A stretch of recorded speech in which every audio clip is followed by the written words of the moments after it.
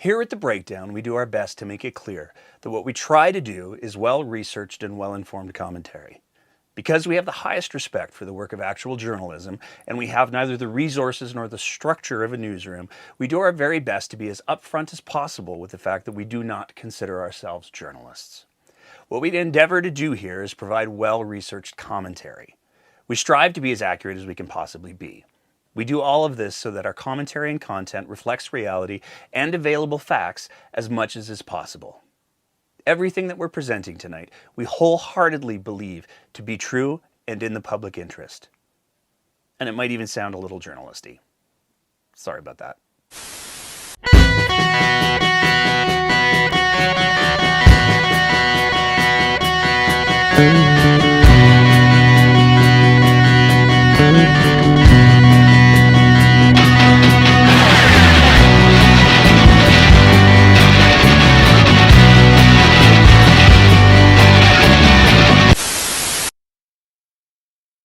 In the early days of 2020, at the start of the pandemic, Alberta Health Services made the decision to source personal protective equipment, or PPE, from a holding company that was run by someone who, up until that point, predominantly worked in the field of oilfield training, bottled water, and underground utility construction.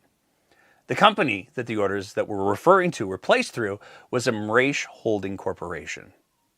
A report by independent journalist Kim Seaver highlighted that the contact for Mraish Holdings Corporation was a Sam Hassan Mraish, using an email address from another one of his companies, an oilfield training one, the Carver PA Corporation. Carver PA is a corporation that, by their own description, specializes in providing training to the petrochemical industry. They claim, "We are the only recruiting firm in the petro-energy sector that has an internal technical training and consulting department."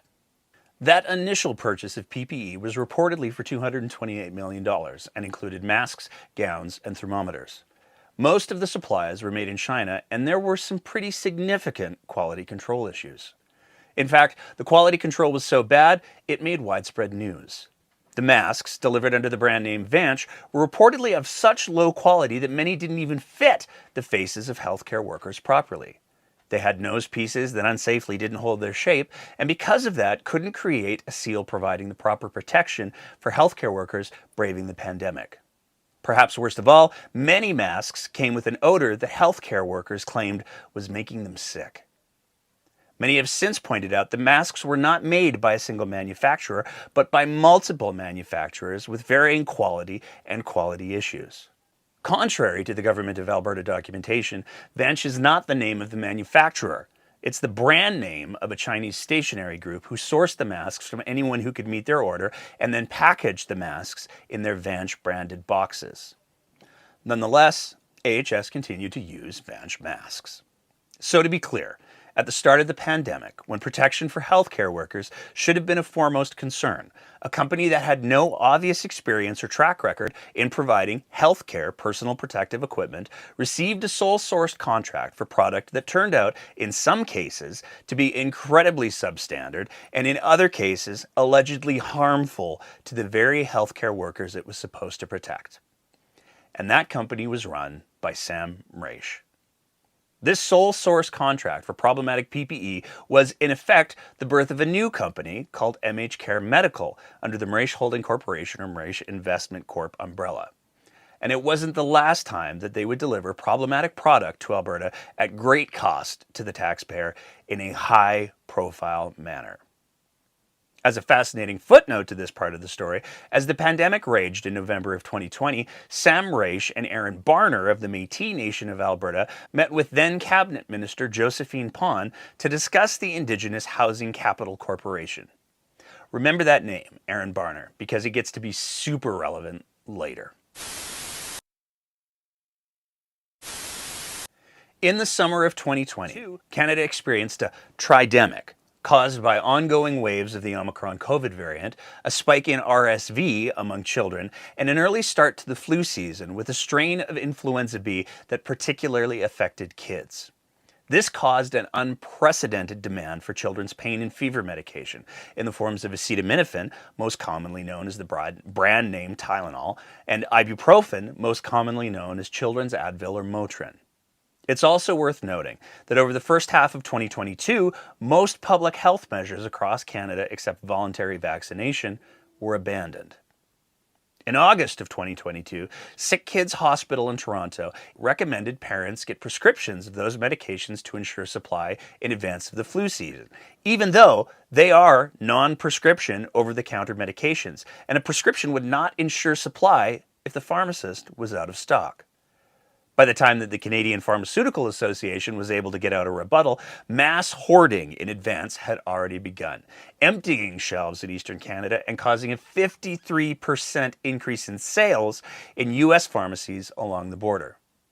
This caused a nationwide shortage of these two medications heading into the fall respiratory virus season. To make matters worse, the 2022-2023 influenza season started in October, roughly 6 weeks earlier than expected. As soon as pharmacies got stock, people would clean out shelves to stockpile it at home, even if their kids weren't sick. In September of 2022, Health Canada began working with global manufacturers to adapt their products for the Canadian market. By November of 2022, the federal government had approved the import of 9 brand name products from the United States and Australia, resulting in the import of over 4.4 million units over the winter.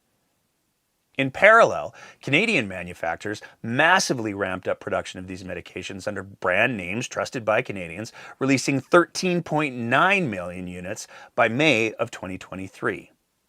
Normal demand across Canada for these medications is 300 to 400,000 bottles per year. There is no question that the combination of sudden surge in illness in 2022 plus the hoarding emptied retailers' shelves. But as sharply as that pediatric influenza B spike began in October, it fell in November and largely ended over Christmas. It became obvious over the month of November that Health Canada, pumping the market with imports 10 times the annual demand from multiple manufacturers and countries, would catch up to the market by year-end, especially with the drop in pediatric influenza and the related calming and hoarding.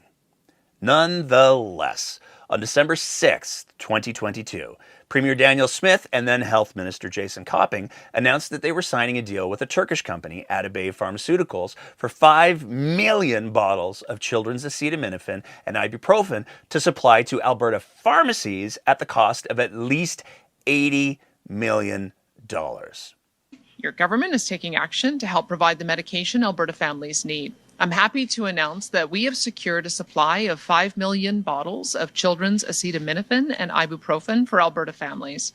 Right now, your government is working with Alberta Health Services and Health Canada on the details and logistics to import this medicine. And you can feel confident that we are all moving as quickly as we can so that Alberta families can get what they need. And it will be available at your local pharmacy in short order once it arrives. They claimed this medication would be available for import in a few weeks if Health Canada practiced the spirit of cooperative federalism. They also claimed parents would be able to keep their kids out of the hospital if they could buy the medication in pharmacies. I think one of the reason for this announcement is to make sure that we are providing parents with the medication they need so that they can treat at home and ensure that they can break the fever at home. That's the most important step we can do to keep the pressure off the hospital. It's important to point out that during this shortage, many physicians issued public statements that while these medications provide comfort care, they aren't life-saving, and they don't halt the progression of a virus. They manage the symptoms. Copping falsely claimed that there was no manufacturer in Canada, even though Johnson & Johnson manufactures their version of these products in Guelph. Copping also falsely claimed Health Canada had approved the raw ingredients from the Turkish manufacturers, but not the final product. Again, the manufacturer was Atabey Pharmaceuticals of Turkey. This is the Turkish Tylenot, which, to be absolutely clear, is nothing more than a little bit of clever wordplay based on alliteration. There were problems from the start. A few of them were pretty funny, most of them were entirely predictable, but ultimately they were all just infuriating. To start with, Atabey is the company that was started by Dr. Oz's family. Yeah, this Dr. Oz. So the jokes on that front pretty much wrote themselves. Alberta has about 700,000 children under the age of 12. The Alberta Pharmaceutical Association claimed they could use about 500,000 bottles if received in December as promised by Smith & Copping, but did not commit to buy any. While Alberta was ordering more bottles than the entire population of the province, 5 million bottles, Premier Smith and Health Minister Copping were confident that Albertans wouldn't be on the hook for the surplus and that Alberta would be able to sell the bottles to other provinces. For additional context, 5 million bottles is about 10 to 14 times the entire national demand for children's pain and fever medications. Between imports and increased domestic production, Health Canada brought in over 18 million bottles that winter. Surplus inventory after the winter was more likely to be a problem than a shortage. Out of the 80 million total budget, the government of Alberta committed to purchase 70 million worth of meds at $14 a bottle, which is about twice the wholesale price and way more than retail price. The other 10 million was for unspecified internal costs. Copping admitted that Alberta taxpayers would have to subsidize the price to other provinces to match their wholesale prices. That wholesale cost of $14 a bottle was and is significantly more than the normal retail cost of the trusted supply that again had already seen a huge manufacturing increase a month before this deal was even made. The problems continued. The Atabay dosage was not the same as the North American dosage, which is a safety issue triggering advance warnings from pharmaceutical colleges as well as Alberta Blue Cross. Because of this reason, the Atabay products could only be imported by exceptional import in a process requiring attestation to the shortage by Alberta's Chief Medical Officer of Health. But there was also the problem that Atabay hadn't supplied medicine to the Canadian market, and their products that Alberta taxpayers had just paid upwards of $100 million for did not meet Health Canada specifications in many ways. Dosage, child safety caps, warnings, dosing devices, packaging, labeling, and more. We have a statement from Health Canada that says they received proposals by Alberta for the importation of children's ibuprofen and acetaminophen for use in pharmacies, and that a decision was provided to you guys in December. What exactly did that decision say? There's a couple of things that we had to do in working through with a new supplier. The Health Canada has to go through and examine the manufacturer. They have to examine our import facilities. We had to make sure that the formulation was the same as we would sell for generic products here. We had to get French and English packaging approved. And we went through all of those different steps, and so as a result, we have our first shipment arriving on the weekend. It's going to be for Alberta Health Services use. It's 250,000 bottles. The remaining 4.750 bottles is 4.750 million bottles are going to be subject to an additional delay because for retail use you have to have a child-proof cap. As I understand it, we are working on making sure that that approval process is taking place. And so that'll be the second batch. And as soon as we know when the retail use is going to be available, we'll do another press release. But the good news is that our Alberta Health Services hospitals will have the first shipment by this weekend. Well, I'm talking specifically about pharmacies. So those are supposed to be on the shelves by Christmas is what you guys said. They aren't on the shelves. So I'm just wondering, so how I understand it is that it was actually rejected, that proposal in December, and then you had to put forward a new proposal. Is that correct? No, it was just a process we went through. I mean, we respect Health Canada has a role in making sure that we have the safest product possible on the shelf. And the issue that they had was that when you make a product available for a retail use, it has to have a child-proof cap. So we're just working with the manufacturer to make sure that that is in place so that we can make it available for retail use. And look, I don't want to rush Health Canada. Certainly want to make sure that people, as soon as the supply arrives, that they feel confident in it. It really was just a matter of us meeting the regulatory conditions, and that was the last condition we needed to meet. So you had to put forward a new application. We've been working with them right from the beginning. We always knew that we would have a certain amount that would arrive that would be for AHS use, and then we had to continue working with them to make sure that we had the bottling that met their specifications. One of the specifications was we had to make sure that it was listed in the same familiar type of formulation that we have in Canada. We had to make sure French and English labeling, and this last hurdle is we just have to make sure we've got the child-proof cap. So it's been a process that we've been going on. It's just taken taken a little bit longer than we expected, but the first shipment is arriving this weekend for Alberta Health Services. Just to confirm, this is the same application that came back in December. I've been working with this on this all the way along. We have been working with Alberta Health, Health Canada to make sure that we were meeting all of their compliance. It's a brand new supplier. There's just a couple of hurdles that we needed to get through, and we're almost on the last one. The medication itself didn't even start to arrive until January, but because of issues with the labeling and the dosing, that first shipment of 250,000 bottles could only be distributed to Alberta hospitals, where nurses could be trusted to perform the extra work of converting the dosage before administering the medication to patients. Medication for the public to purchase in pharmacies didn't arrive until late March, 2 months after Health Canada allowed another exceptional import and well after the shortage of the trusted brand name supply had been resolved. The medication had to be stored behind the counter as the pharmacists were required to teach parents how to adjust the dosage. But the problems didn't stop there. Because of the delay in the shipments and the wrong dosage, no other provinces had any interest in buying them. Also, since Health Canada has not provided regulatory approval for any Adabay product at a national level, any other province could only get them on a case-by-case applications to Health Canada again for exceptional import, which again would require a shortage. Alberta was ultimately only able to import 1.5 million of the 5 million bottles purchased because the shortage justifying the exceptional import had ended, and Health Canada never provided approval for anywhere other than Alberta. New Health Minister Adriana LaGrange directed this massive overbuy to Alberta hospitals. This inventory was dumped into AHS books, even though AHS never had a shortage, had its own suppliers through 2022 and 2023, and the original stated intent for these medications was that they had been purchased for retail sales in pharmacies. Perhaps most concerning, though, the medication that was distributed to hospitals for use was only approved for ages 2 and up. AHS determined that because of its consistency, if used with newborn babies in the neonatal intensive care units, it could place those newborns at a risk of a condition called necrotizing enterocolitis, which literally kills the intestines of infants when used through feeding tubes.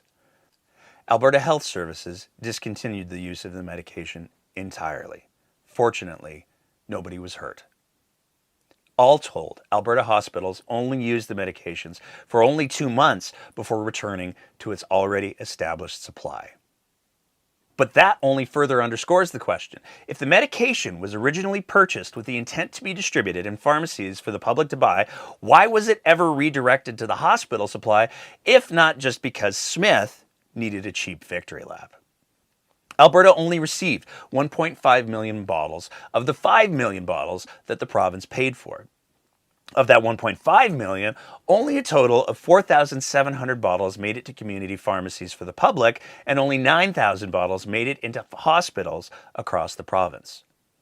Alberta ended up paying to store the rest of the medication and has no means by which to get back any of the money spent, which means that, in effect, given that only 13,700 bottles ever made it into any kind of circulation, Danielle Smith paid $5,839.42 per bottle using taxpayers' money. We call it Tylenot, but what was the official name of the medication? Appropriately enough, payroll. Or maybe it's parole? We like payroll. Although the government tried to hide the existence of a middleman, who allegedly orchestrated this entire deal and has since been confirmed to be the importer? MHCare Medical, the company owned by Sam Raish. They received the $70 million from Alberta Health. It is unknown how much of that they paid to Adabay for the 1.5 million bottles actually shipped. It's also unknown whether the 5 million bottle minimum purchase was required by Adabay or by MHCare Medical.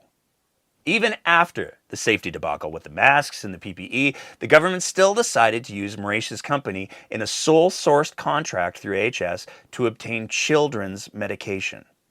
The products never received regulatory approval. They had the wrong dosage despite a custom manufacturing run, and multiple shipments were required to get the safety caps and labeling right, seemingly by trial and error, requiring secure disposal. Again, all paid for by Alberta taxpayers. Some have since speculated that individuals within the UCP government had attempted to purchase the 5 million bottles of Atabay product through MRAISH in order to bootstrap MHCare Medical into the role of being a national distributor of pharmaceutical products, starting with the children's acetaminophen, in the hopes that there was still a shortage when the imports finally arrived. But taxpayers carried all the risk of that minimum buy, of the failure to meet the regulatory requirements, and of demand drying up by the late arrival of the product, all of which occurred. It was an entirely predictable $80 million catastrophe. The mismanagement of the government and MHCare Medical caused both the government and MHCare to fail at establishing MHCare as a distributor of pharmaceuticals, assuming that was their goal. To this day, they only have a Health Canada license to import and not to distribute or retail, and do not list any pharmaceuticals for sale. Let's use a recent example of how inconsistent all of this is with standard practice. Earlier in October of this year, Jennifer Lee at the CBC revealed that Adriana LaGrange had let the vaccine distribution contract to physicians' offices with a well-established company, Accuristix, expire in April of 2024 without any extension or replacement. Alberta Health did not even put out a request for proposal or RFP. This meant that physicians had not been able to administer even Alberta's schedule of routine childhood vaccinations for 7 months, and now couldn't provide the fall 2024 flu, COVID, or RSV shots either. When questioned about this, LaGrange gave the excuse that the incumbent distributor had unspecified quality and safety issues. So the contract with the distributor expired months ago, sort of back in April, and the government's request for an expression of interest was posted in August. So I'm wondering why it took so long for that to happen, for steps to be taken to find a distributor so vaccines could go to these clinics in time for the fall immunization campaign, and so that doctors could distribute other publicly funded vaccines as well. Well, my understanding is that the reason why the contract was not renewed was because of quality and safety issues with that particular distributor, and so there is a process that we have to go through in government to have a competitive RFP process that has to be gone through, and so that has been gone through. And my understanding is that at this point in time, we are looking to supply those roughly 250 clinics with the product, but we have over 2,000 access points for immunization that are available across this province. Those clinics represent roughly about 5% of the overall immunization that we provide across the province, and it is very important, and so we are working actively to make sure that they do have product via a different route. But at this point in time, as I say, the contract did end with that distributor because of a safety and quality issue. Lee asked the rejected distributor about this, and Accuristix explained the only issue they had over 3 years of delivering over 800,000 doses of all vaccines was a temporary issue, with 1% of the COVID-19 doses having a rise in temperature above the ultra-cold storage requirement. These doses never made it to the public. Accuristix refunded AHS for the cost of the storage, and AHS continued to work with Accuristix after that. So one has to wonder, if the vaccine distributor was not provided a chance to renew or bid on a new contract because of an issue with 1% of the doses that never even reached the public and didn't cost taxpayers any money, how is it that SAMRAISH and MHCare Medical keep getting more contracts after their Vanch masks failed to meet the required ASTM standard, most of them wouldn't fit or hold any shape, and many of them caused breathing issues and skin rashes in healthcare workers? And after 100% of the children's acetaminophen product failed to have the standard dosage, was never approved by Health Canada outside of exceptional circumstances, was months too late, and effectively cost $80 million to only get 13,700 bottles to hospitals or pharmacies. Why the massive double standard? Just a couple of months after the Tylenot deal was announced, Sam Raich received the Queen's Platinum Jubilee Medal from UCP Minister Mohammed Yassin in a ceremony that was quickly posted to the MH Care promotional website and their YouTube. We have here MLA Mohammed Yassin from Calgary. Welcome. He is part of a nomination for Sam for the Platinum Jubilee Award. I am so pleased today to recognize Sam for the all of work that he has done on behalf of Lieutenant Governor here in this province, on behalf of government here. And this award, Platinum Jubilee Award, recognizes about 7,000 volunteers. Will recognize 7,000 people in Alberta who have done exceptional work in uplifting, helping people. So this,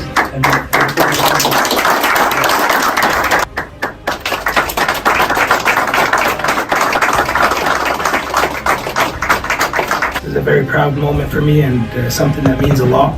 And this is the land of opportunity where generational change is possible. Because we were given an opportunity to succeed in this province, it's allowed us an opportunity to go back and give back to the community. Thank you guys. Thank you.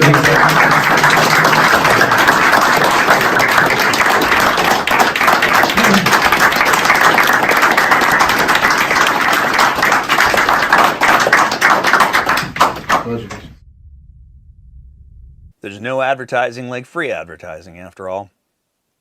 Sam Raich has won more than $250 million in sole source contracts from Albertans to supply medication that was only used in hospital for 2 months, was minimally used in pharmacies that no other province wanted, and masks and other PPE that healthcare workers call at least problematic. We don't know how much he personally profited off of these deals, but we assume Bentley's private plane flights and box seats aren't cheap. It's also perhaps noteworthy that there's no record that we could find of either MH Care, Carver, or of any of Mauritius' subsidiaries involved in the masks or Tylenol registered in the Alberta Lobbyist Registry. That lack of any lobbying footprint stays important for a lot of what we're talking about tonight. Lobbying, in the absence of a public request for a proposal or RFP, is one of the more common ways that businesses pitch their wares to government. Lobbying is the process of trying to convince the government that you're the ones that they should be doing business with. And because that business is done with taxpayer dollars, there are rules for how lobbying has to be done and how it has to be tracked.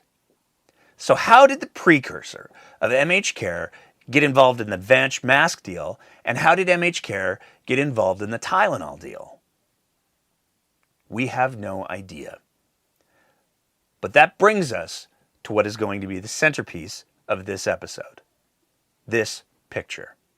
On May 10th, Danielle Smith flew to Vancouver with 2 staffers and an impressive entourage to watch a game in an elite private Skybox with tickets that were gifted to her by a private citizen. Tonight, we're finally peeling back as many of the layers of this onion as we can and strap in, because this is going to be a long and wild ride. It's okay to take breaks if you have to. It was reported very early on that the elite private Skybox tickets were gifts to Danielle Smith by a private citizen, one Sam Jaber. The fact that Smith accepted these tickets is a problem in and of itself, or at least it would be almost anywhere else in Canada.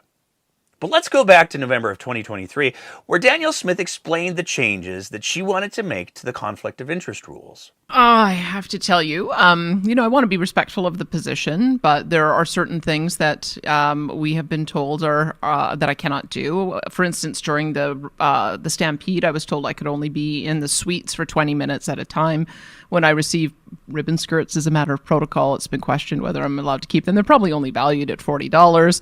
Been told I can't do dishes in my husband's restaurant, even though I'm volunteering to do that. So I just have to say that I think that there are some tweaks we may need so that we are able to go to that. I think the issue was whether, I don't want to go to a game and then only be able to stay in a suite for 20 minutes, right? So I declined. But if we can address some of those issues, I think most people expect that as a matter of course, as premier or as a minister, you have to do some of these things because it's such a great celebration of everything we have in Alberta. Yeah. So we have to make some changes to the rules. I get the no doing dishes thing because when the Premier of Alberta posts a photo doing dishes and the restaurant's up for sale at the same time, and then people know that it's the Premier's restaurant or the Premier's spouse's restaurant, I don't know. Maybe that's marketing. I don't know what it is. But I can understand the justification. Well, I can't understand the justification. I remember Jason Kenney, was it the Grey Cup? Wasn't it the Grey Cup? Jason Kenney wearing the I Love Canadian Oil and Gas hoodie when he did it doesn't make sense to me. I spoke personally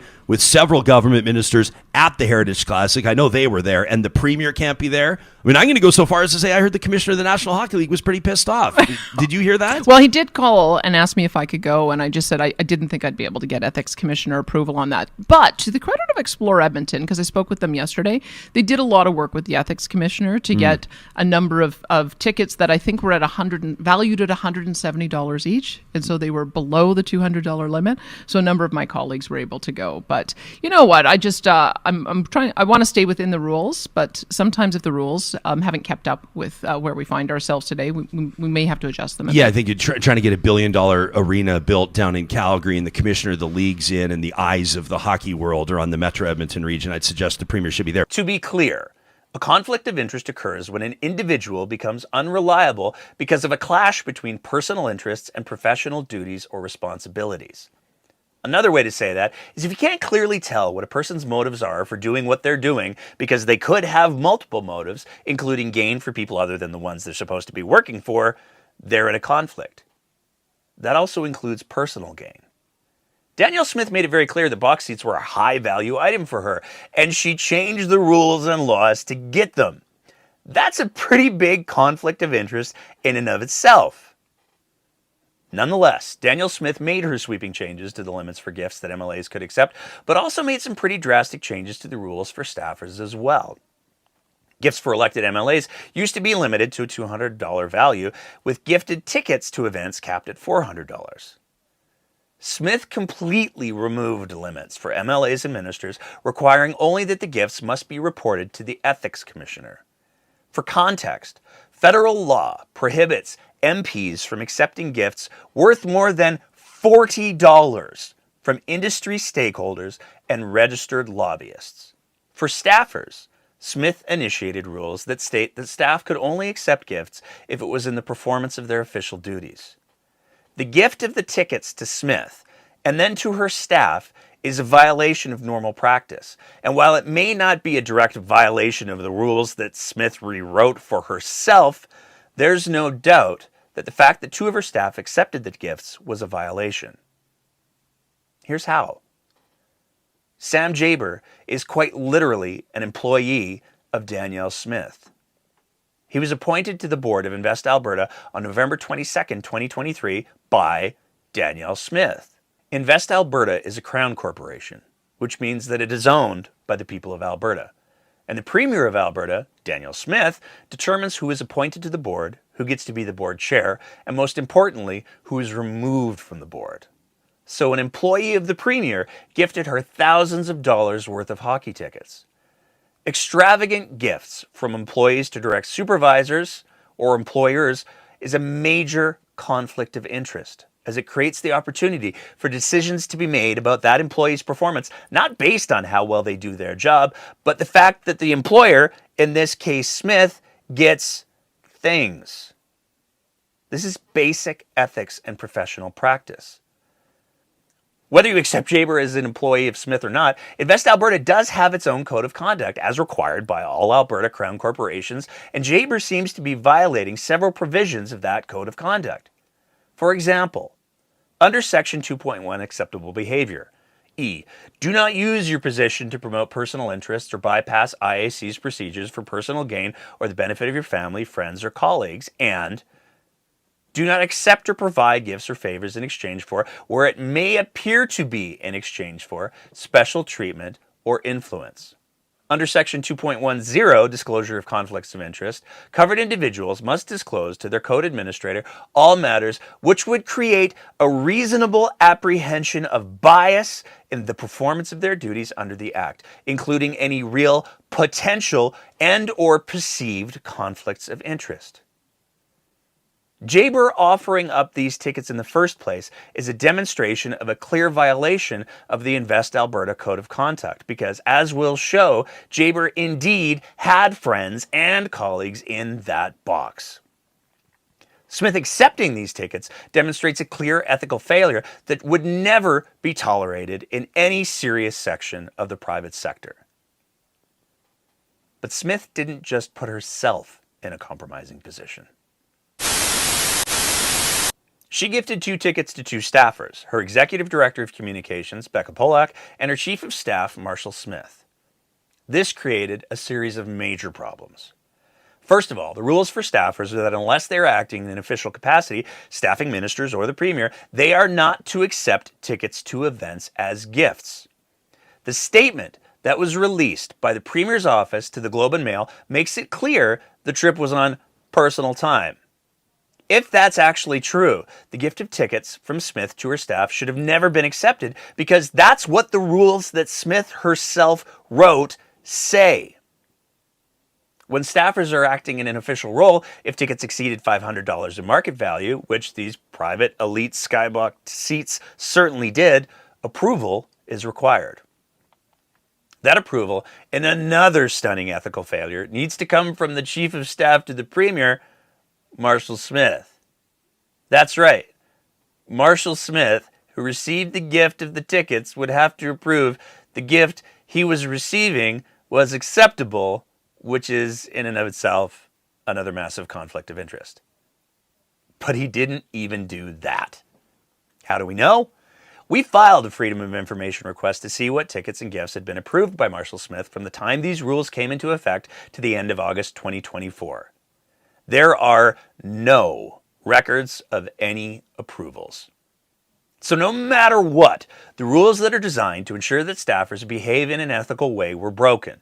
And they were broken with Smith as a clear accomplice because she was sitting right beside Becca at that hockey game. And as we've said, she's reportedly the one who gave them the tickets. But that's not all. Because we wanted to verify the account that Danielle Smith's press secretary provided to the Globe and Mail. So we filed another Freedom of Information Act request asking for the details for how travel and hotels were arranged. It turns out that despite the fact that the attendance of the game happened on personal time, the arrangements for hotels were booked through government channels and initially paid for on a single government purchasing card, enjoying the tax breaks that come with purchasing for government business. The statement Smith's office provided to the Globe and Mail was on May 13th and claimed that Premier Smith traveled with 2 staff, both paid their own expenses. But it wasn't until May 15th that internal government communications clarified that Becca Polak and Marshall Smith needed to be billed for the hotels. Even more complicating is the fact that while we received confirmation that Becca Polak did reimburse taxpayers for her trip, we didn't receive anything saying the Premier's former Chief of Staff, Marshall Smith, did. So no matter what, the Premier's office lied to the Globe and Mail and to Albertans. No matter what, by passing these tickets on to Becca Polak and Marshall Smith, the Premier of Smith incited them to break the very ethics rules that she had just finished rewriting. And let's be very clear here. They could have followed their own rules by claiming that Becca and Marshall were staffing Smith in an official capacity and by having Marshall approve the gifts. But all of the available evidence strongly shows they just couldn't be bothered. And worse, when caught, there's a very reasonable argument to be made. They just tried to cover it up. But that's just the start. Because now we need to go back to the photo. Because the photo appears to be a peek into the sprawling network that Sam Raish has built for himself. And we want to be very clear that what we're presenting here is only what we know and can prove. We're not claiming that it's an exhaustive or complete look at the Raish business empire. So who is all here? And who is here but not? We've got the Executive Communications Director, Becca Polak, We've got Danielle Smith, the Premier of Alberta. Those are the easy ones. But here's where it starts to get wild. In the back row, we have Aaron Barner, Senior Executive Officer for the Métis Nation of Alberta. Then Sam Raish, then Andrea Sandmeyer, the President of the Métis Nation of Alberta, and then Sam Raish's wife. Also in the picture is David Eby and his family, as well as, reportedly, Iman Hamer, who has been a Vice President at MH Care Medical. But the key to understanding all of the invisible connections in this picture is the person who isn't even in the picture. The person who made the whole picture possible. And that person is Sam Jaber, the man who gave Danielle Smith the Skybox tickets that she then seems to have regifted. We've already addressed the fact that Sam Jaber is in effect an employee of Danielle Smith because he was appointed by her to the board of Invest Alberta in November of 2023. But Mr. Jaber is a great deal more than that. Mr. Jaber is a businessman and accountant who, from everything that we can tell, lives and works in the Edmonton area. But it's the type of business that he seems to be predominantly engaged in that makes him so important in understanding the hidden dynamics in the picture. Because Sam Jaber's primary business appears to be the accounting firm Jaberson and Associates. That business is run out of an industrial office strip mall at 5430 136th Ave Northwest, Edmonton. The other business run out of that address is Phoenician Accounting and Tax Services, who Jaber also appears to have been the principal of, based on the fact that he regularly cross-posts for Jaberson and Associates on the Phoenician Facebook page and is the only public admin of that Facebook page. Jaberson and Associates and Phoenician share a business address, phone number, and a client portal that says, "Welcome to the Jaberson and Associates client portal," but is hosted on the Phoenician website. And while Phoenician now seems to be largely defunct, the logo for Phoenician remains on the office. It's a little confusing, we know. There's a lot of accounting services that a qualified accountant can provide. One of them is managing corporate registrations. And this is where a lot of the connections in that picture start to make sense. It's common practice for corporations to use their accounting office for the storage of their records. That's important to keep in mind for the rest of this story. Because there are 4 numbered companies that jumped out at us that were registered by Sam Jaber in September of 2023, just 2 months before Jaber was appointed to Invest Alberta. The records address for all 4 companies are Sam Jaber's offices. All 4 of these numbered companies use the contact email address ocoresco@carvercorporation.com. An online search reveals that Alicia Coresco used to be a payroll physician for Phoenician Accounting, an accountant with Carver, and a senior accountant with MH Care Medical. The registered office for all 4 companies is number 300, 14815, 119th Avenue Northwest, again in Edmonton. In a wild coincidence, that address is also the location of the Carver Building, a 3-story office block that also serves as the headquarters for MH Care and the Carver PA Corporation. Weird, huh? Yeah. That's the same Carver Corporation that Sam Raish used as his contact throughout the Vanch debacle before he converted the Raish Holding Company to MH Care Medical Corporation in 2020. So, to recap, there is now proof that Sam Raish, whose companies provided controversial products on not 1 but 2 high-profile occasions, and who has presumably made a boatload of money off of those deals on the taxpayer dime, has a long-standing business relationship with Sam Jaber. Sam Jaber gave Danielle Smith expensive elite Skybox tickets, even though he was her employee, and by any normal business practice, that represents a huge conflict of interest. So even with what we've presented just so far, we've got some pretty major problems. But of course, there's a whole lot more. Let's go back to those 4 companies for a second, take a look at who is all involved, because there's 4 additional names we haven't mentioned yet. D'Arcy Durand, Kenneth Hawkins, Leslie Sheeler, and Blaine Iskew. Dr. D'Arcy Durand is an orthopedic surgeon who is also the head of the Alberta Surgical Group, a chartered surgical facility. He's been a major advocate for the advancement of private surgical facilities. Dr. Kenneth Hawkins is an anesthesiologist currently practicing in Edmonton. Dr. Leslie Sheeler is also an anesthesiologist from Edmonton. So let's talk about the Alberta Surgical Group for a few minutes. Alberta Surgical Group was listed in a November 2020 Press Progress article as one of the most prolific lobbyists of Tyler Shandro during his notorious run as health minister. From that story, Alberta Surgical Group Limited, a private company run by a number of anesthesiologists at the University of Alberta, was incorporated in February of 2020.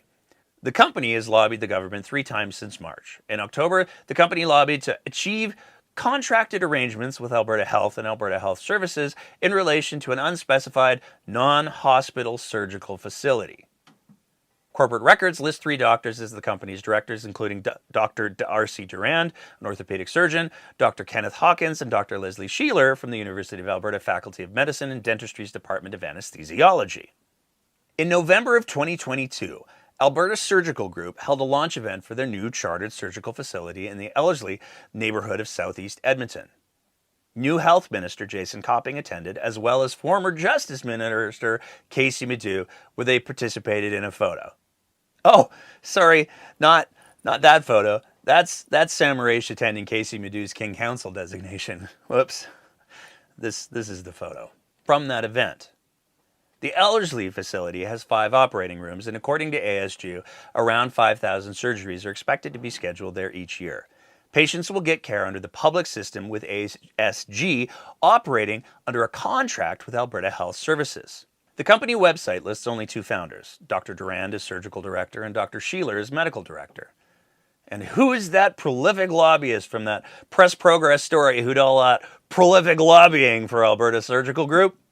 The firm P3 Capital Partners Incorporated. Who's the chairman of P3 Capital Partners? Doug Horner. Wait, that last name sounds familiar. Doug Horner was an MLA representing Spruce Grove from 2001 to January 2015. He was the president of the Treasury Board and Minister of Finance until Jim Prentice's cabinet was sworn in on September 15, 2014. Doug Horner's family is very politically active in Alberta. His cousin, Nate Horner, has been the MLA for Drumheller Stettler since 2019 and a cabinet minister since July 2021. In June 2023, Danielle Smith appointed him president of the Treasury Board and Minister of Finance, just like his cousin 10 years prior. P3 Capital Partners lobbied the following government departments between the start of their undertaking for Alberta Surgical Group in February 2020 and are still listed as lobbyists of record for the Alberta Surgical Group: Alberta Infrastructure, Alberta Health, Alberta Health Services, Alberta Treasury Board, and Finance. What is P3 lobbying the government for? A non-hospital surgical facility to achieve contracted arrangements with Alberta Health and Alberta Health Services. The guideline or directive: request for expression of interest, non-hospital surgical facilities, services to achieve contracted arrangements with Alberta Health and Alberta Health Services. So, during part of the time, Doug Horner's firm has been lobbying Alberta Treasury Board and Finance, among other departments. His cousin Nate Horner has been the president of the Treasury Board and Minister of Finance. To be clear, there's no direct evidence that the 4 companies that Maurice is listed on as a shareholder and owner of, with the gentlemen who want to expand chartered surgical facilities in Alberta, is part of the lobbying efforts that P3 is undertaking. But if any of those companies are pursuing or looking at pursuing any kind of chartered surgical facility, or any business at all with the government for that matter, it's not a great look, is it? At the very least, a business partner in 4 companies with those physicians invited Nate Horner to hockey games, and Nate Horner has confirmed he attended 2 of those games. You attended hockey games with MH Care, Sam Rish. I'm wondering which games you went to and how many. I did attend 2 Oilers games with MH Care. I went to a game in the first round and a game in the third. I don't have the exact dates on me, but it was all within the rules and will be disclosed on my ethics commissioner statement. You have a follow-up? Yep, thank you. Thank you very much for answering that, Minister. It's been tricky getting ministers to answer that question. We can't get answers out of the Premier's office. It will never be public what games staff went to under the current rules. Do you think that the current rules need to be revised? The rules were just revised. I You can't think speculate on. But do you believe the current version of these rules is adequate? Now that we've, in retrospect, after the past couple months and seeing the resistance from this government to disclose who went to games and who hosted, do you think that the rules are serving Albertans? Does this feel like resistance? Yes, I've been trying to get a hold of just you for told 2 you. months. You hung up on me once, Minister. I've been trying to get a hold of you. I've been emailing you. We've reached out repeatedly to the Premier's office without answer. Do you believe, are you comfortable with the current version of these rules guarding your conflicts of interest? Yes. Thank you, Carrie. Next question. How is that not lobbying, a clear conflict of interest, or at the very least a profound ethical failing? How does Nate Horner end up at 2 games with a person that closely connected to companies that are a part of the expansion of privately delivered healthcare in the province of Alberta, and neither he nor his staff apparently had any idea? Well, when you were meeting with Sam Marish in his box, did you push him to get some sort of value out of the $80 million for the Tylenol that put children at risk? What did you do in that moment as finance minister? I'm not going to comment about any private Alberta citizens. You know, I'd never met the man before, and he offered the ticket, and I went. Thanks. We're done. Because when we take a look at the criteria that have to be in place before MLAs can accept these sorts of gifts, it's very hard to see how any of these circumstances meet that criteria in any way. Let's take a look at the Conflict of Interest Act.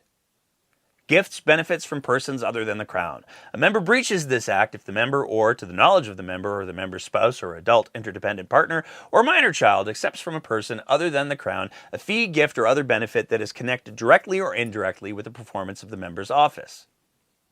So to be super clear, an MLA or minister is not allowed to accept gifts that are connected directly or indirectly with their office unless they are of certain value in the performance of their duties. In part because Smith changed the regulations so that gifts of elite tickets can be accepted if the elected official is accepting them in the course of their duties. Also from the Conflicts of Interest Act, Subsection 1 does not apply to a fee, gift, or other benefit that is accepted by the member or the member's spouse or adult independent partner or minor child as an incident of protocol or of the social obligations that normally accompany the member's office. If Horner was there in his capacity as a minister, and someone is trying to make the argument that this was an incident of protocol or normal social obligations, you have to wonder what the protocol was that saw him accepting tickets from someone he says he knew nothing about. Well, when you were meeting with Sam Marish in his box, did you push him to get some sort of value out of the $80 million for the Tylenol that put children at risk? What did you do in that moment as finance minister? I'm not going to comment about any private Alberta citizens. You know, I'd never met the man before, and he offered the ticket, and I went. Thanks. We're done. And if Horner was there in his official capacity, then there are real questions about whether he was being lobbied by Marish. But Marish isn't registered as a lobbyist, so at a certain point, what is even going on here? We've said it before, and we'll say it again. Either Horner and his staff are unbelievably incompetent, or they're just lying. And we still haven't gotten to Blaine. You know, the fourth person involved in those 4 corporations that Marish set up with the owners of Alberta Surgical Group. Because Blaine Iskew, another partner in these 4 seemingly medical companies, is particularly interesting in his own right. According to his LinkedIn, he was formerly involved in strategic and clinical contracting for AHS right up until roughly the same time Sam Marish's Turkish Tylenot deal was announced, at which point he jumped ship to MH Care, where he has since been a strategic business consultant. By August of 2024, he became executive vice president and spoke publicly for the company at PR events. And if you're bumping on the fact that a potentially key figure in the Tylenot acquisition suddenly jumped to MH Care immediately after the ink was dry, you're not alone. We bumped too. We tried to reach out to Blaine to confirm whether or not he was involved in the Tylenot, directly or indirectly, and he didn't reply to us. Do with that what you will. So to recap again, Sam Jaber and Sam Marish are business buddies.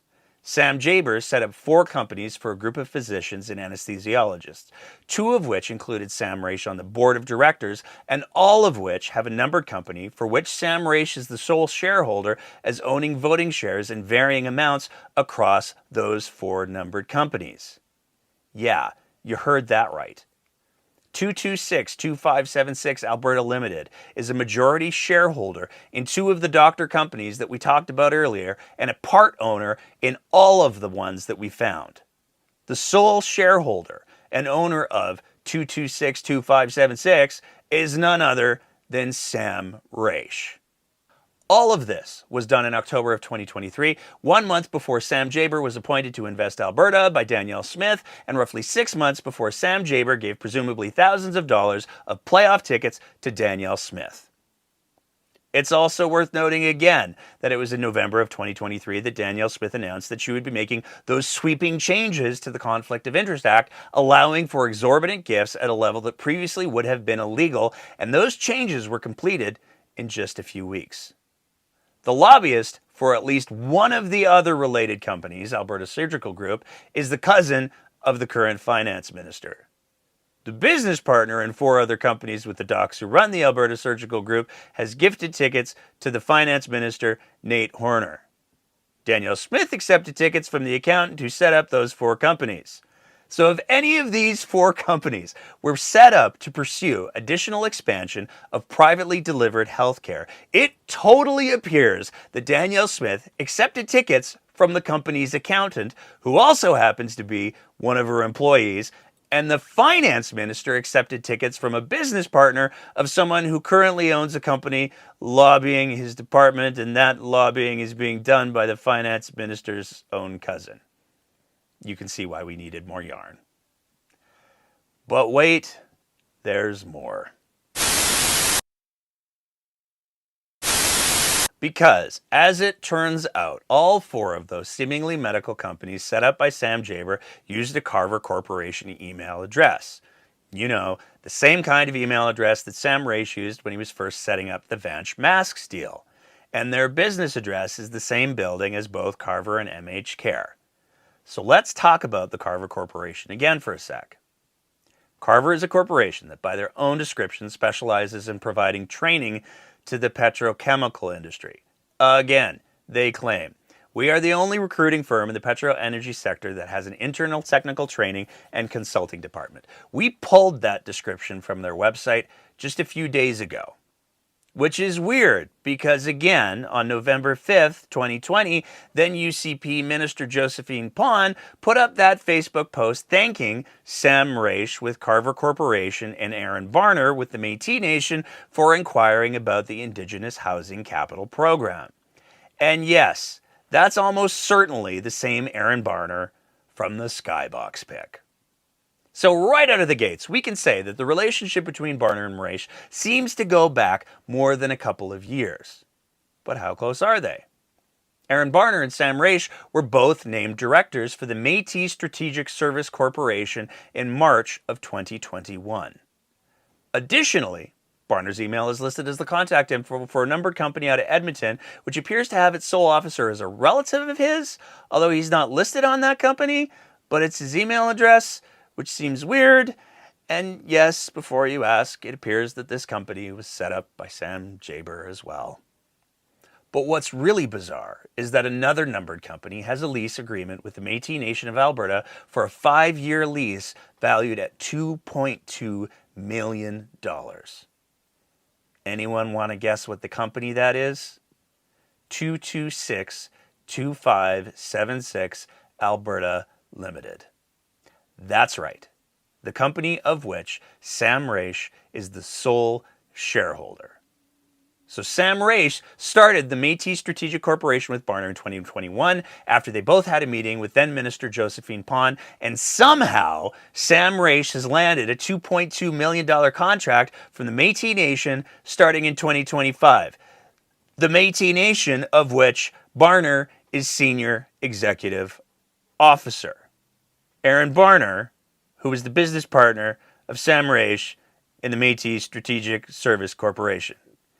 and who is sitting on one side of Sam Raish in the Skybox, while the president of the Métis Nation sits on Sam Raish's other side. So it's starting to look a lot like it pays to have the right friends. But is it more than just Barner and Raish winning? Time for another recap, because yes, this is a lot.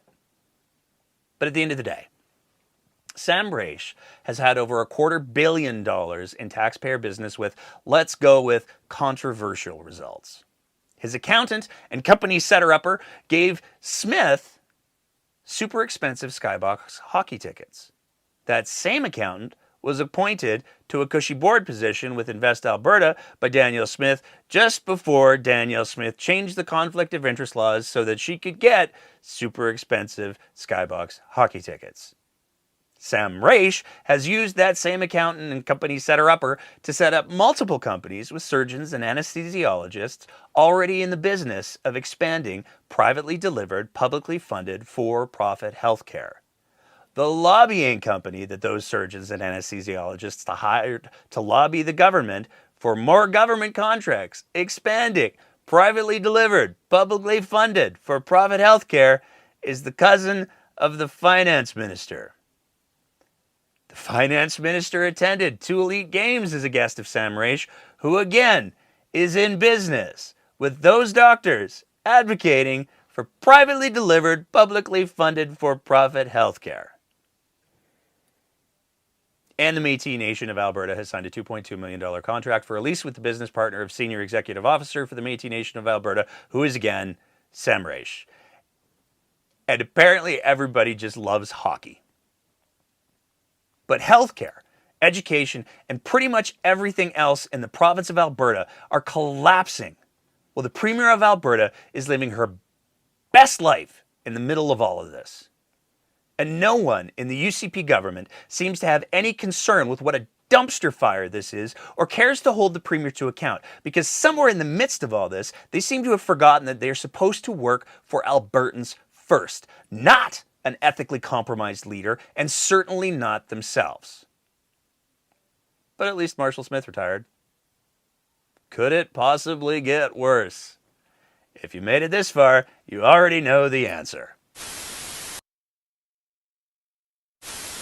It should be pretty clear at this point that Sam Raish is winning big financially in all of this. He's had 2 massive deals that were paid for with taxpayers' money under 2 separate premiers, despite the first round of product he delivered reportedly causing harm to healthcare workers and being of varying quality, and the second major round turning into a boondoggle costing Albertans upwards of $100 million. But does it pay to be a part of Sam Raish's inner circle? Sure seems to have paid off well for Sam Jaber. He's on the board of Invest Alberta, and he's making enough bank that he can gift the Premier of Alberta an entire Skybox worth of tickets for a Stanley Cup semifinal playoff game. Is there anyone else? Well, it appears that if you're family of Sam Raish, that relationship certainly doesn't seem to hurt when it comes to getting government jobs. Khalil Marash, who's been identified as family in multiple reports, landed a sweet gig as a policy advisor to the UCP government before moving on. Ahmad Jabara and Mahmoud Jabara, pictured here standing beside their Uncle Sam, also have landed gigs with the UCP government as policy advisors, despite having no identifiable substantial background experience in the portfolios they're advising on.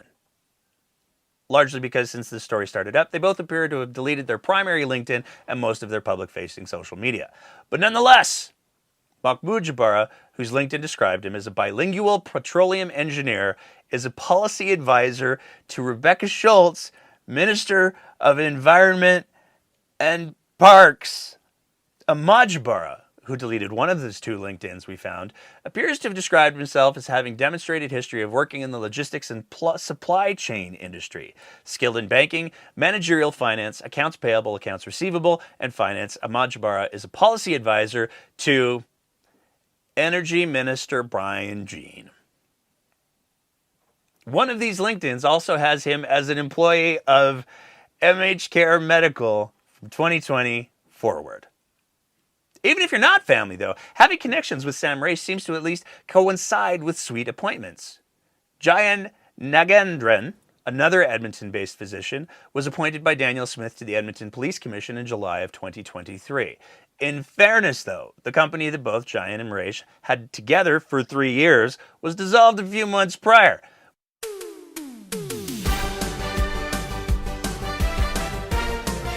But it's a fascinating coincidence given the scope of what we've discussed so far.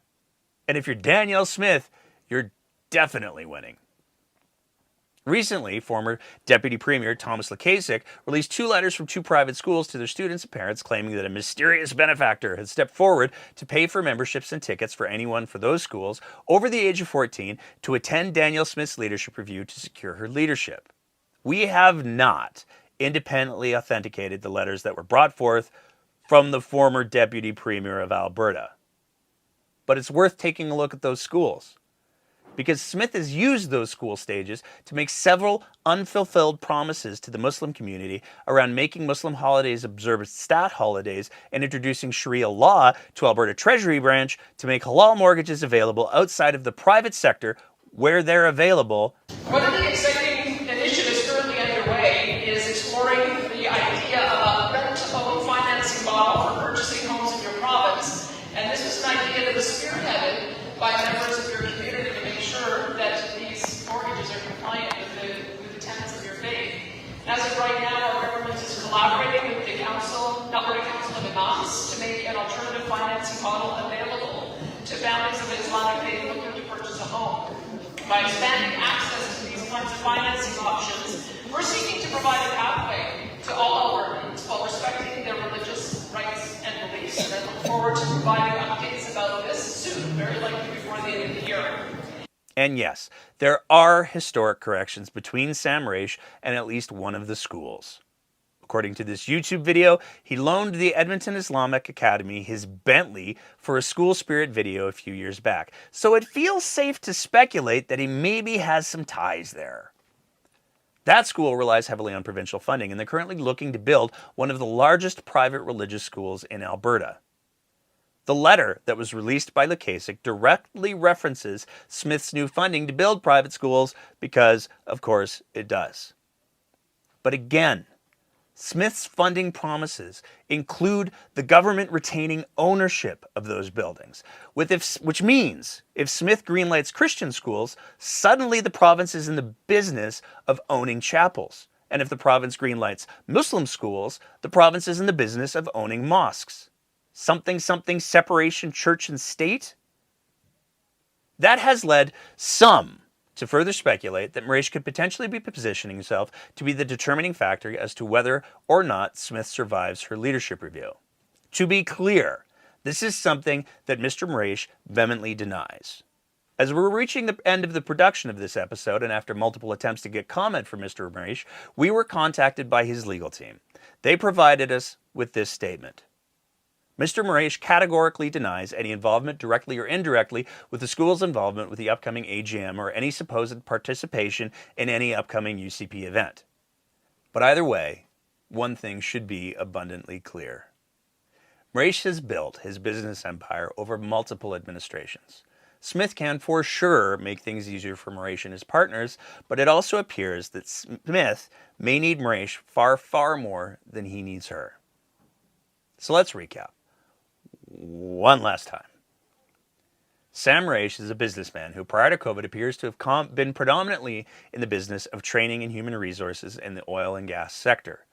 As the COVID pandemic shut down business across the world, Mr. Mraish appears to have developed significant interests in private healthcare supplies and potentially private healthcare delivery. In a stunning coincidence with his rise to prominence in conversations in Alberta politics, at least 3 people who have been reportedly identified as his relatives have gotten jobs in government as policy advisors. His accountant has been appointed to the board of Invest Alberta by Danielle Smith. Another former business partner was appointed to the Edmonton Police Commission, again by Smith, and he somehow has managed to work his way into business with the senior executive officer of the Métis Nation of Alberta, despite what some could interpret as glaring conflicts of interest. Oh, and it appears that he's at least tangentially related to the alleged busing in of hundreds of Muslim students to ensure that Danielle Smith survives her leadership review, which again, he vehemently denies any involvement in. It's also worth highlighting at this point that if the letters that the former Deputy Premier of Alberta released are accurate and the schools follow through with the plans that are described in those letters, it's because in no small part that those students were potentially coerced. Because there's waiting lists for those schools. And there's been concerns raised that there's very clearly a, if you don't play ball, you don't get to stay subcurrent. It's also worth noting that the far-right media organization True North claims to have a recording of Danielle Smith's former campaign manager, Matthew Altheim, confirming that he's helping to arrange to have at least 2,000 members of the Muslim community bussed in. That's, by the way, the same Matthew Altheim whose media production company scored almost 2 million contracts from Smith after being elected, and who has also been identified in managing her social media for her. But it is True North. So, you know. Which brings us back to the picture. Because that means, with the exception of the BC Premier and his family, almost everyone in this picture has ties to Sam Raish, his business empire, including the Premier of Alberta. We're still not done. Because there are a lot of unanswered questions that are involved in this story, and some of them very much seem to have some smoke, if not actual fire, because some of these unanswered questions are very much based in established facts. One of the questions that has been posed is that Jaber could have actually been pulling from Sam Raish's playbook with the gift of the Skybox tickets, and there's actually some confirmed evidence to support that.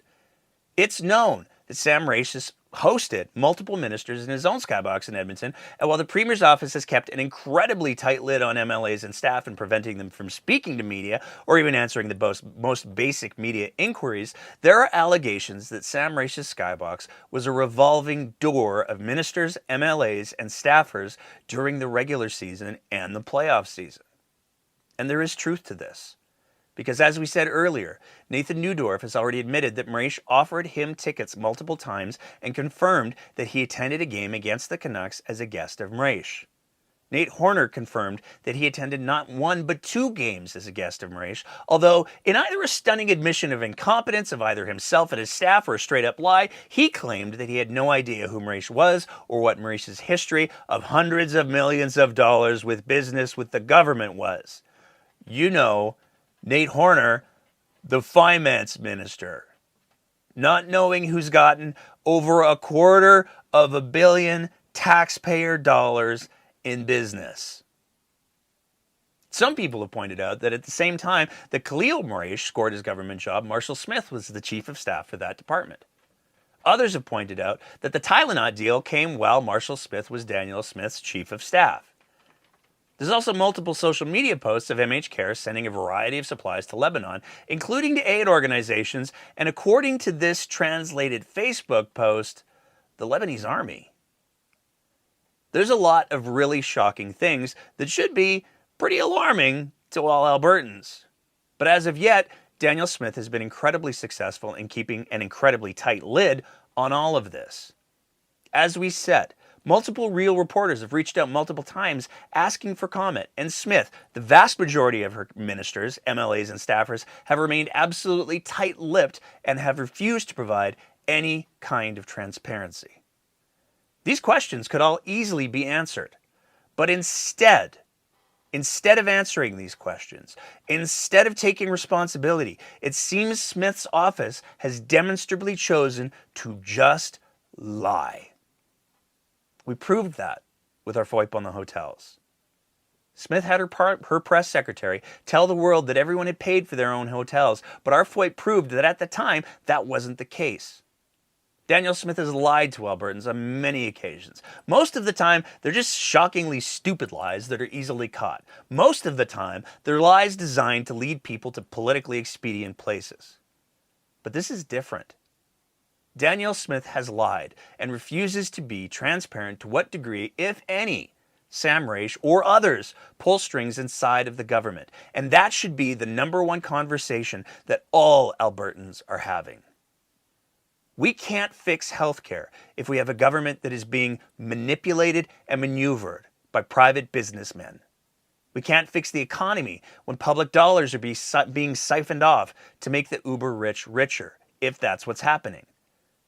We can't fix education when the promise of new private religious schools on the taxpayer's dime could be used to determine where money goes because it could save a premiership. It's worth remembering this isn't the first time that the procurement process appears to have gone sideways.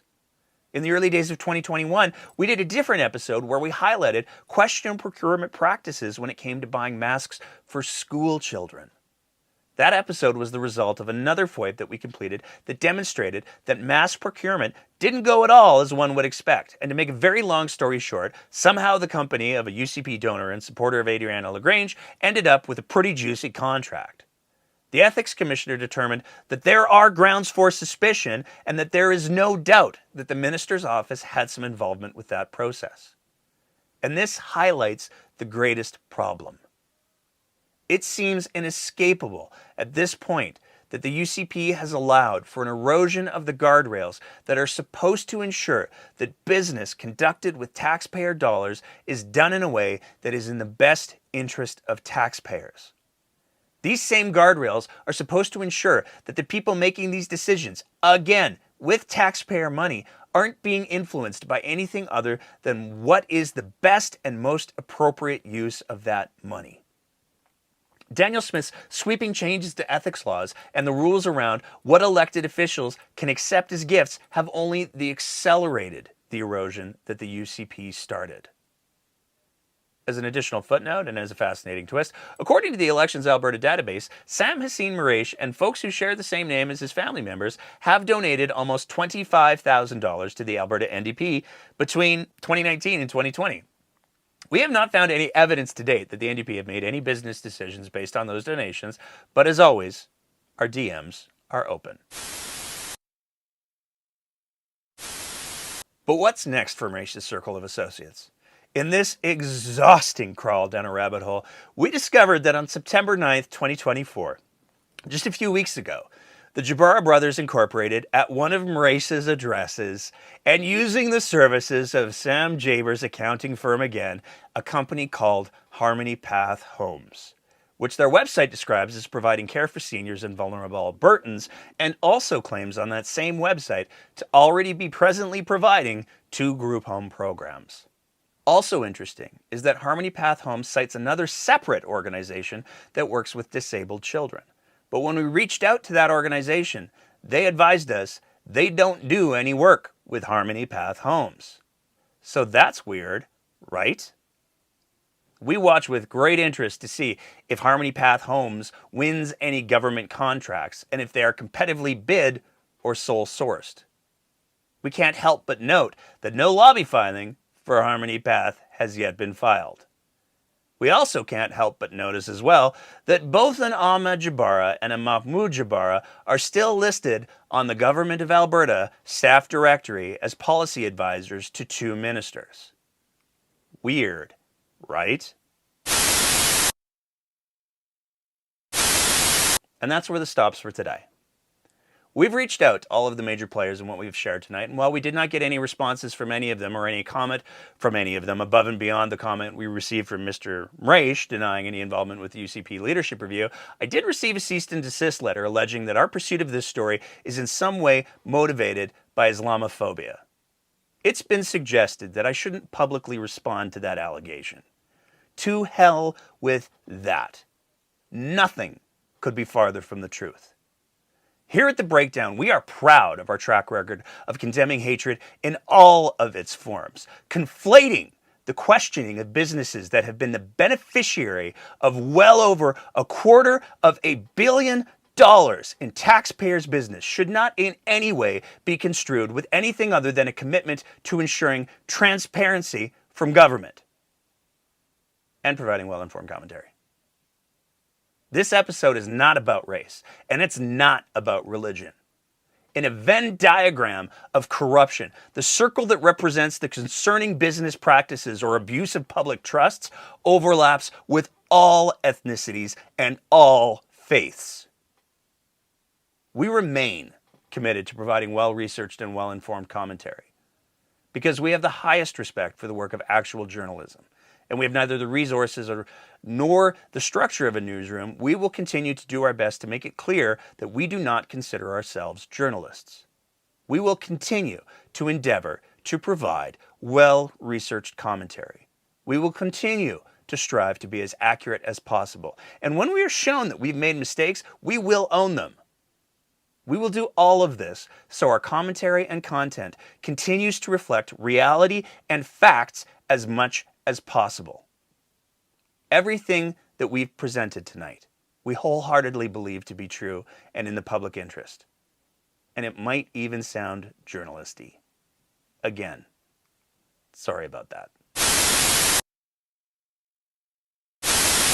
With all of that said, and our own commitment to ensuring transparency, we will provide everything that we have presented here, all of the supporting documentation, to any real journalist who wants access to it. And I want to take a moment to thank everyone on the team for making this episode possible.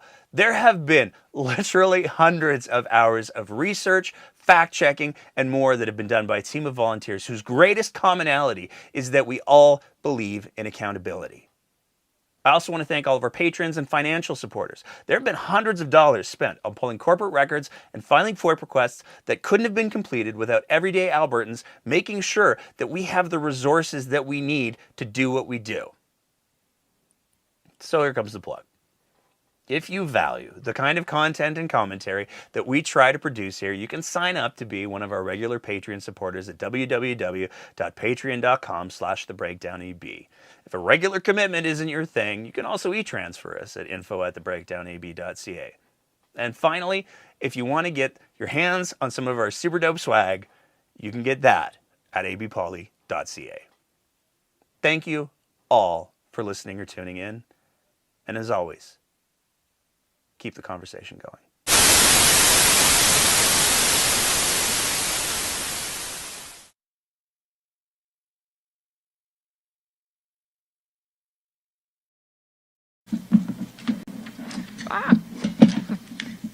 Calamity.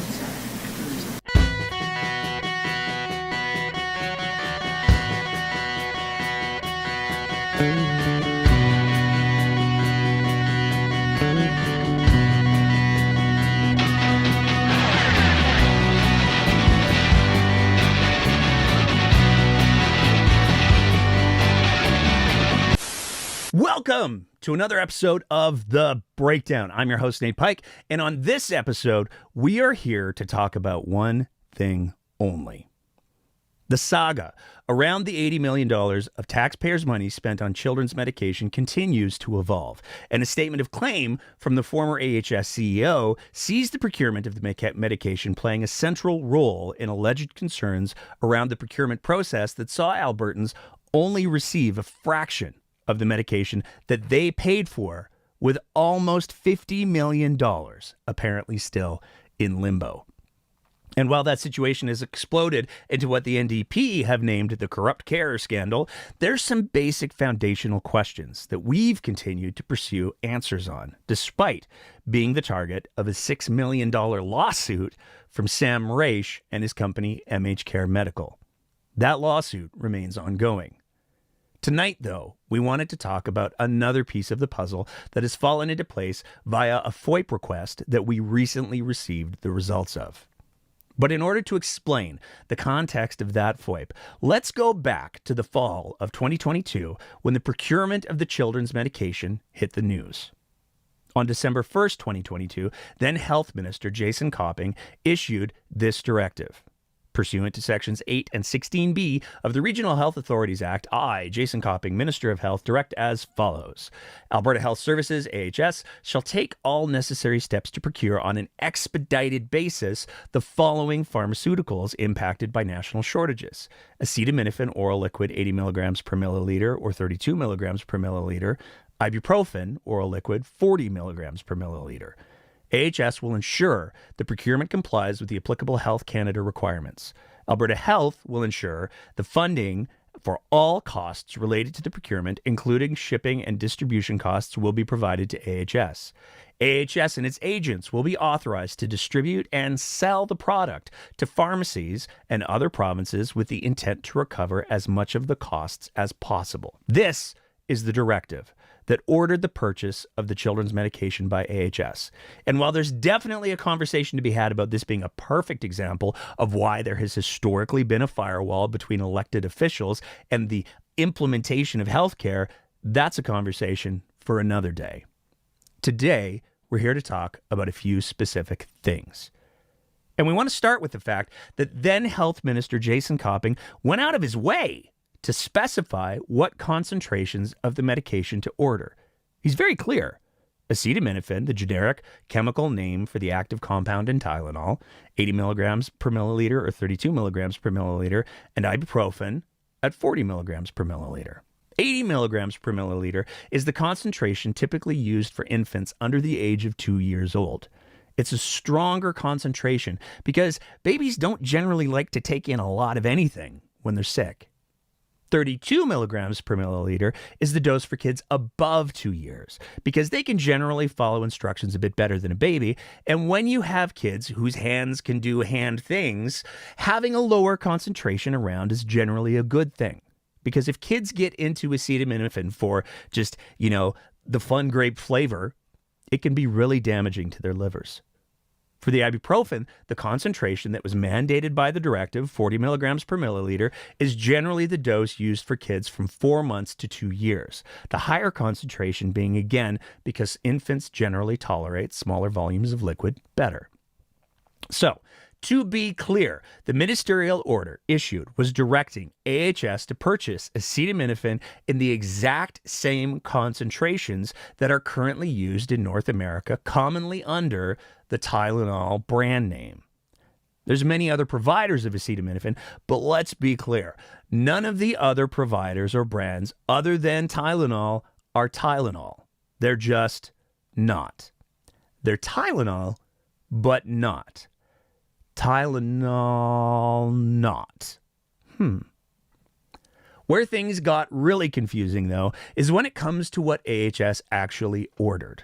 Because according to this purchase order, issued on December 9th, 8 days after the initial ministerial directive was issued, what was actually ordered was acetaminophen with a concentration of 24 milligrams per milliliter and ibuprofen with a concentration of 20 milligrams per milliliter. Now, to be very clear, both of these concentrations are lower concentrations than were actually ordered by the health minister to be procured.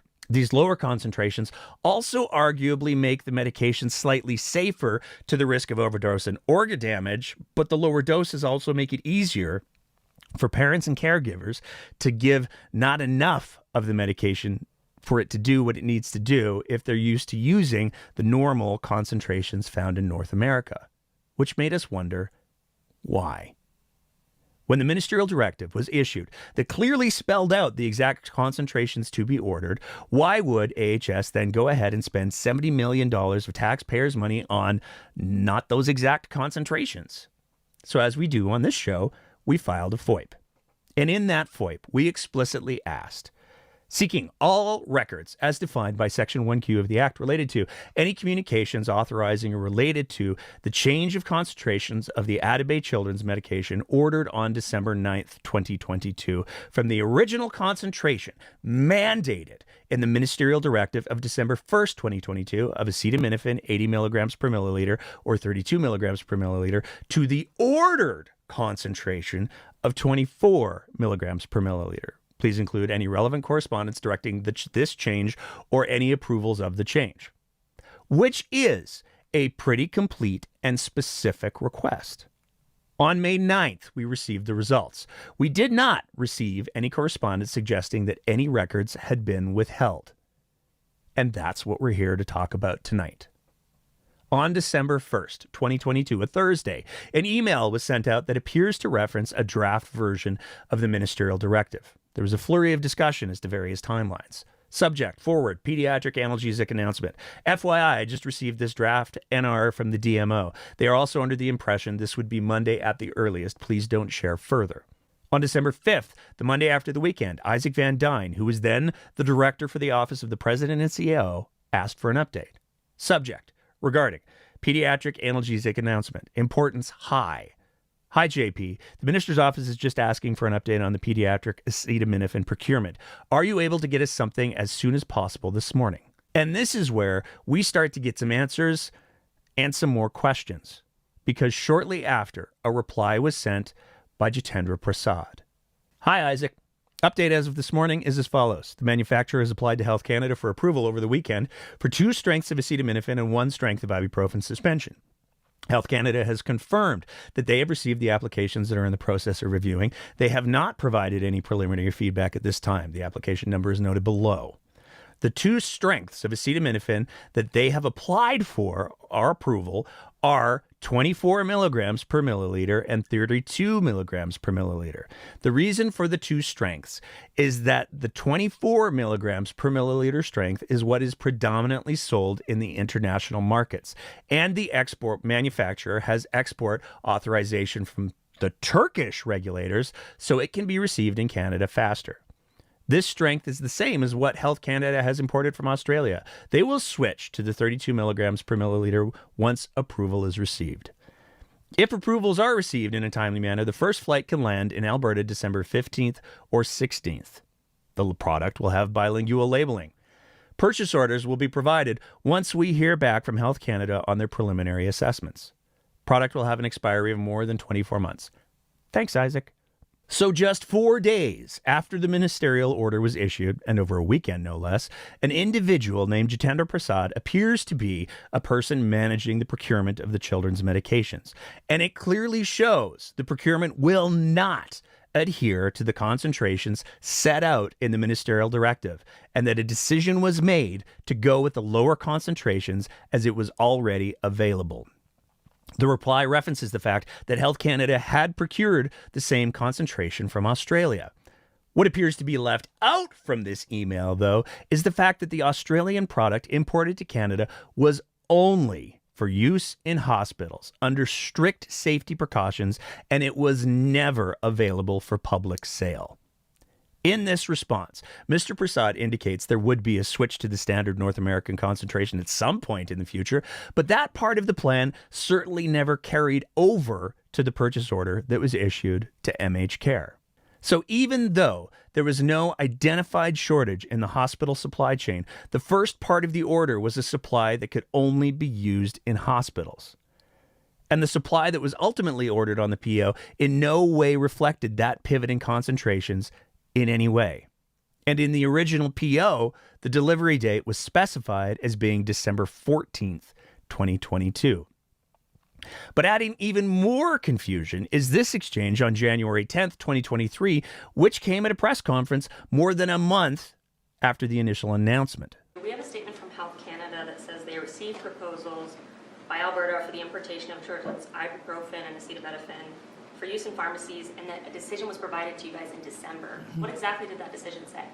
There's a couple of things that we had to do in working through with a new supplier. The Health Canada has to go through and examine the manufacturer. They have to examine our import facilities. We had to make sure that the formulation was the same as we would sell for generic products here. We had to get French and English packaging approved. And we went through all of those different steps. And so as a result, we have our first shipment arriving on the weekend. It's going to be for Alberta Health Services use. It's 250,000 bottles. The remaining 4.750 bottles is 4.750 million bottles are going to be subject to an additional delay, because for retail use, you have to have a childproof cap. As I understand it, we are working on making sure that that approval process is taking place, and so that'll be the second batch. And as soon as we know when the retail use is going to be available, we'll do another press release. But the good news is that our Alberta Health Services hospitals will have the first shipment by this weekend. Well, I'm talking specifically about pharmacies. So those are supposed to be on the shelves by Christmas is what you guys said. They aren't on the shelves. So I'm just wondering, so how I understand it is that it was actually rejected, that proposal in December, and then you had to put forward a new proposal. Is that correct? No, it was just a process we went through. I mean, we respect Health Canada has a role in making sure that we have the safest product possible on the shelf. And the issue that they had was that when you make a product available for a retail use, it has to have a childproof cap. So we're just working with the manufacturer to make sure that that is in place so that we can make it available for retail use. And look, I don't want to rush Health Canada. Certainly want to make sure that that people, as soon as the supply arrives, that they feel confident in it. It really was just a matter of us meeting the regulatory conditions, and that was the last condition we needed to meet. So you had to put forward a new application. We've been working with them right from the beginning. We always knew that we would have a certain amount that would arrive that would be for AHS use, and then we had to continue working with them to make sure that we had the bottling that met their specifications. One of the specifications was we had to make sure that it was listed in the same familiar type of formulation that we have in Canada. We had to make sure French and English labeling, and this last hurdle is we just have to make sure we've got the childproof cap. So it's been a process that we've been going on. It's just taken a little bit longer than we expected, but the first shipment is arriving this weekend for Alberta Health Services. Just to confirm, this is the same application that came back in December.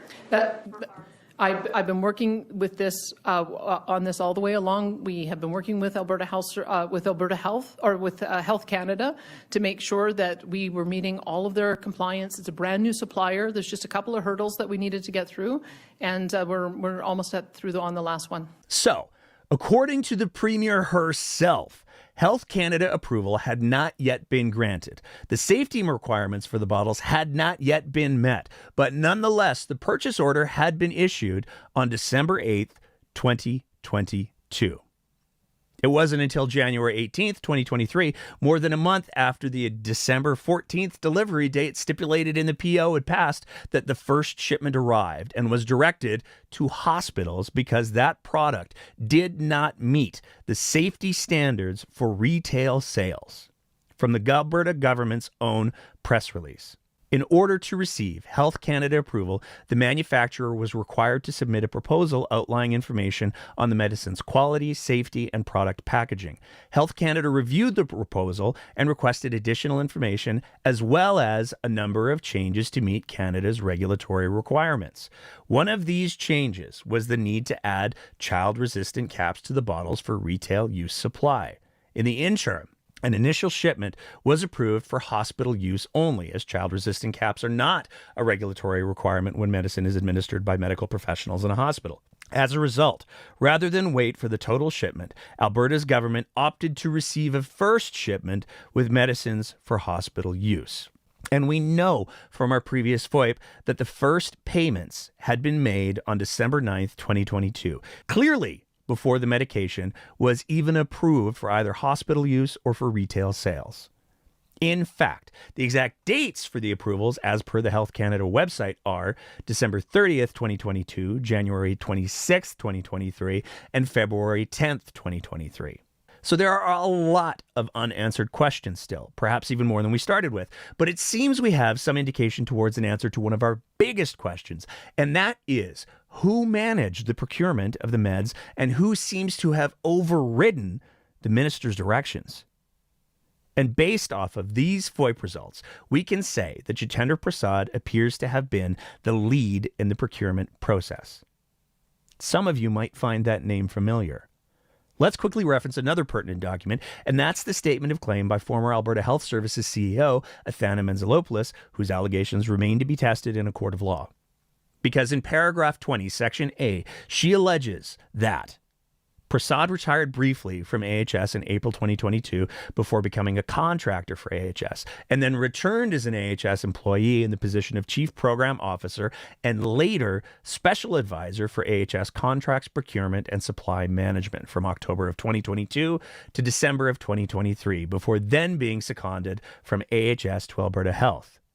And in section B, she alleges Prasad had an MHCare medical email address, jprasad@mhcaremedical.com, in November 2022, just before the then Minister of Health directed AHS to enter in a contract with MHCare for a $70 million children's acetaminophen purchase order and supply agreement. Further, in paragraph 41 of the CEO's statement of claim, she states, in October 2024, AHS also received a media inquiry regarding the AHS purchase of children's ibuprofen and acetaminophen that included questions about any business AHS had with MHCare Medical and any other companies owned by Sam Raish. The media inquiry was sent to Prasad to draft a reply because Menzalopoulos had been told by Alberta Health that Prasad was the person who negotiated the AHS purchase contract for children's acetaminophen and knew everything about the deal. So to be clear, The lawsuit launched back in February of 2025 by the former AHS CEO alleged that Jitendra Prasad was not only the individual that negotiated the deal, but also alleges that he had an email address with the company that was tasked to bring in the medication over a 4-day period, including a weekend. Additionally, in a February 20th, 2025 article in the Globe and Mail, emails obtained by the Globe show that on January 11th, 2023, Mr. Prasad forwarded an email from an MH Care account in his name to what appears to be his personal Gmail account, then to his AHS account. He then forwarded that email, which included the resume of another person with an MH Care email, to an AHS employee who worked in procurement. The original forwarded email was dated November 7th, 2022. This report by the Globe seems to strongly suggest that Jitendra Prasad indeed had access to, if not control of, an MH Care email account between November 7th, 2022 and January 11th, 2023, when the medication order was negotiated and placed. The allegations in the former CEO's statement of claim, as of yet untested in a court of law, and the results of this FOIP read together seem to clearly show that Jitendra Prasad was indeed the point man on the deal while having some sort of a relationship with MH Care that necessitated him having a corporate email with them. Now, we did reach out to MH Care and ask them for comment. They declined. We also attempted to email the J. Prasad at MH Care Medical email address for comment, and while we didn't receive a reply, we also didn't get any notifications that you would expect to get if you sent an email to an inactive or incorrect address. Do with that what you will. And this brings us to the point. There are problems here. That is undeniable. The need for an independent judicial inquiry enacted under the Inquiries Act should be a foregone conclusion at this point. But for reasons defying reason, the Premier of Alberta, Danielle Smith, continues to refuse to put that inquiry into motion. And this is why the AHS CEO's lawsuit should be so important to Albertans. Because now, with this FOIP, we can say at least one of the things that she alleges in her lawsuit appears to be true. Specifically, that Mr. Prasad was involved with negotiating the purchase contract for the children's acetaminophen. And if this piece is true, Albertans deserve to definitively know if Jitendra Prasad did or still does have an email address with MH Care, and they deserve to definitively know whether or not any of the other allegations in the former CEO's lawsuit are true. And there are a lot of allegations in that lawsuit that suggest corruption at the highest levels of government in Alberta. Albertans deserve to know why the Premier, Danielle Smith, whose own office, cabinet, and her own damn self are directly tied to the principals in the allegations, why she refuses to provide Albertans the transparency they deserve, and that only a truly independent inquiry under the Public Inquiries Act can deliver. But again, instead of holding a public inquiry that could compel testimony and force the truth into the light, Danielle Smith, her ministers, and her MLAs refuse to make that happen. Instead, the government seems hell-bent on utilizing massive legal resources paid for by the taxpayers of Alberta to exhaust the resources of that former AHS CEO to prevent her lawsuit from ever seeing the inside of a courtroom. And in the absence of a public inquiry, that lawsuit remains the best option to ensure that Albertans get the truth. Here at The Breakdown, we're going to continue to pursue this story and the truth despite the ongoing $6 million lawsuit against us by MH Care and Sam Raish. If you want to help us in that fight, you can do that at www.savethebreakdownab.ca. If you want to help the former AHS CEO Athana Manzalopoulos continue her lawsuit against the government of Alberta, which is again currently the best hope at the full truth ever seeing the light of day, you can do that at the GoFundMe set up by folks from Danielle Smith's own constituency at saveathana.com. To be extra clear, those two campaigns are completely unrelated. We'll be back next week with another one of our regular roundups. But in the meantime, as always, take care of each other and keep the conversation going.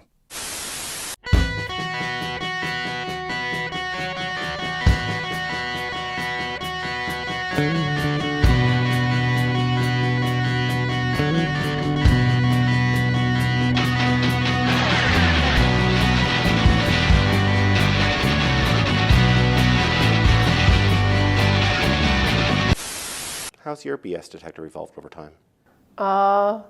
I tend to be pretty trusting.